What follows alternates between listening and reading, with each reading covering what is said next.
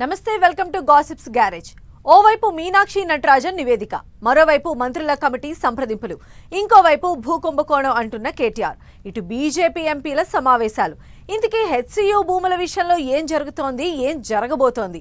ఎవరి యాక్షన్ వారిదే, ఎవరి గోల వారిదే? మరి ఎవరి రిపోర్ట్తో ఏం తేలబోతోంది? రేవంత్ సర్కార్ నివేదిక రెడీ చేసే పనిలో ఉండగా కాంగ్రెస్ హైకమాండ్ ఎంటర్ కావాల్సిన అవసరం ఏంటనే డౌట్. అన్ని లెక్కలు తేల్చుతాం, అందరి తిక్కలు తీరుస్తామనే కేటీఆర్ సినిమా డైలాగ్ రోజుకో ట్విస్టుతో పూటకో టర్న్ తీసుకుంటోంది కంచె గచ్చిబౌలి భూముల వ్యవహారం.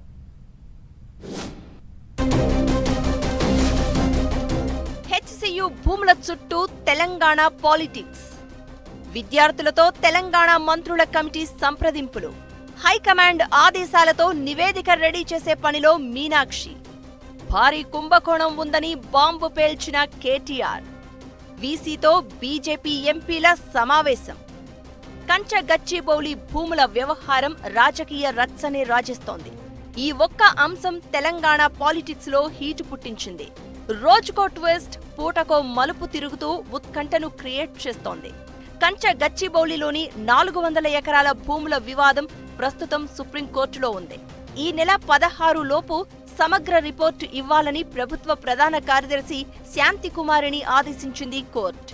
దీంతో డిప్యూటీ సీఎం భట్టి విక్రమార్క, మంత్రులు శ్రీధర్ బాబు, పొంగులేటి శ్రీనివాసరెడ్డితో కమిటీని ఏర్పాటు చేసిన ప్రభుత్వం హెచ్సియు విద్యార్థులతో పాటు అన్ని వర్గాలతో సంప్రదింపులు జరుపుతోంది.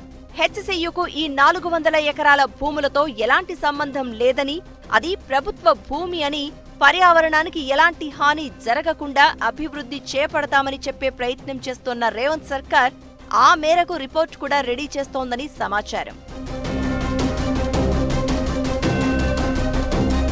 ఇలా ఉంటే కంచె గచ్చిబౌలి భూముల వ్యవహారంలో తెలంగాణ ప్రభుత్వం ఏమైనా తొందరపడిందా అనే డైలమాలో ఉందట కాంగ్రెస్ హైకమాండ్. అసలు ఆ భూముల గొడవేంటనేది తెలుసుకునేందుకు రాష్ట్ర కాంగ్రెస్ వ్యవహారాల ఇన్ఛార్జ్ మీనాక్షి నటరాజన్ను రంగంలోకి దింపింది. వెంటనే యాక్షన్లోకి దిగిన మీనాక్షి సచివాలయంలో 2 సార్లు మంత్రుల కమిటీతో సమావేశమయ్యారు. హెచ్సియు విద్యార్థులు, ప్రజా సంఘాలు, పర్యావరణవేత్తలు, విద్యార్థి సంఘాలతో పాటు వివిధ వర్గాలతో వరుసగా భేటీ అవుతున్నారు. హెచ్సియు భూముల చరిత్రపై క్షుణ్ణంగా ఆరాధిస్తున్న మీనాక్షి నటరాజన్ భూముల ఓనర్షిప్ ఎవరిది, నెక్స్ట్ తీసుకోవాల్సిన చర్యలేంటి అనేది లోతుగా అధ్యయనం చేస్తున్నారు. ఇదే ఇప్పుడు రేవంత్ సర్కార్ను కలవరానికి గురి చేస్తోందని పొలిటికల్ సర్కిళ్లలో గాసిప్స్ మొదలయ్యాయి. హెచ్సియు భూముల విషయంలో ప్రభుత్వం సరిగా డీల్ చేయలేకపోయిందనే కాంగ్రెస్ అధిష్టానం మీనాక్షిని రంగంలోకి దింపిందనే ప్రచారం జరుగుతోంది. అందుకు తగ్గట్లుగానే ఆమె హెచ్సియు అంశంపై అందరితో సంప్రదింపులు జరిపి ఓ నివేదిక రెడీ చేస్తున్నారట. దీంతో ఇప్పుడు మీనాక్షి ఢిల్లీ పెద్దలకు ఎలాంటి నివేదిక ఇస్తుందోనన్న టెన్షన్ ప్రభుత్వ పెద్దల్లో కనిపిస్తోందని తెలుస్తోంది. ఇలా హెచ్సియు భూముల విషయంలో ప్రభుత్వంతో పాటు మీనాక్షి నటరాజన్ నివేదికలు రూపొందిస్తున్న సమయంలో బీఆర్ఎస్ వర్కింగ్ ప్రెసిడెంట్ కేటీఆర్ తాను బాంబు పేల్చబోతున్నట్లు చెప్పారు. హెచ్సియు భూముల వెనుక భారీ కుంభకోణం జరిగిందని కేటీఆర్ ఆరోపిస్తున్నారు. ఈ భూ కుంభకోణం వెనుక కాంగ్రెస్ పెద్దలతో పాటు ఓ బీజేపీ ఎంపీ సైతం ఉన్నారనే కేటీఆర్ స్టేట్మెంట్ తెలంగాణ పాలిటిక్స్ లో వైరల్ గా మారింది. 1-2 రోజుల్లో హెచ్సియు భూ కుంభకోణాన్ని పక్కా ఆధారాలతో బయటపెడతాను అని కేటీఆర్ ప్రకటించినప్పటి నుంచి ఈ భూముల వ్యవహారంపై సర్వత్రా ఉత్కంఠ నెలకొంది.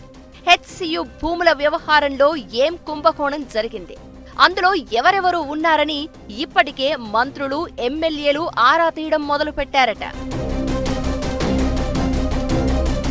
ఇటు బీజేపీ కూడా హెచ్సియు అంశంపై ఫోకస్ పెట్టింది. బీజేపీ ఎంపీలంతా కలిసి కొండా విశ్వేశ్వర్రెడ్డి నివాసంలో హెచ్సియు వీసీతో సమావేశమయ్యారు. అసలు హెచ్సియు భూముల అంశంపై యూనివర్సిటీ వర్షన్ ఏంటనేది ఆరా తీశారు. ఈ సమావేశంతో బీజేపీ కూడా హెచ్సియు అంశంపై పోరుకు సిద్ధమయ్యేలా కనిపిస్తోంది. ఇదిలా ఉండగా కంచె గచ్చిబౌలి భూముల అంశంపై సోషల్ మీడియాలో పోస్టులు పెట్టిన నేతలను పోలీసులు విచారించారు. మన్నె క్రిశాంక్, కొణతం దిలీపును గచ్చిబౌలి పోలీసులు విచారణకు పిలిచి విచారణ జరిపారు. ఇలా ఎవరికి వారు కంచగచ్చిబౌలి చుట్టూ యాక్షన్ మొదలు పెట్టడంతో ఏం జరగబోతోందో అన్న ఆసక్తి రాజకీయ వర్గాలతో పాటు సామాన్య జనంలోనూ నెలకొంది. భూ పంచాయతీపై మంత్రివర్గ కమిటీ ఏం చెబుతుంది? హైకమాండ్కు మీనాక్షి నటరాజన్ ఇచ్చే రిపోర్టు ఏంటి? కేటీఆర్ ఎవరి పేర్లు ప్రస్తావిస్తారు? బీజేపీ యాక్షన్ ప్లాన్ ఎలా ఉండబోతోంది? One issue many questions Telangana political screen పై హెడ్లైన్స్ గా నిలిచాయి.